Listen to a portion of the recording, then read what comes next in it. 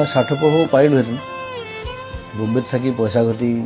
ঢেৰ গান গাই পেলাই নাম কৰি মই কিয় ঘূৰি বিচাৰিলোঁ because I have a liability to my পিপল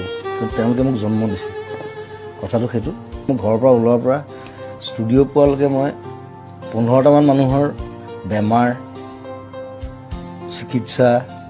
কিবা কিবি হস্পিটেল ফিজ কাৰোবাৰ পঢ়া শুনাৰ খৰচ কাৰোবাৰ ল'ৰা ছোৱালীৰ পঢ়া শুনাৰ খৰচ বেমাৰ কিবা কিবি মোক সেইবোৰ চাওঁতে মোৰ 3 ঘণ্টামান যায় চ' আৰু সেইটোত যে মই এতিয়া সোমালোঁ যে আজি 15-20 বছৰ মই তাৰপৰা ওলাব নোৱাৰোঁ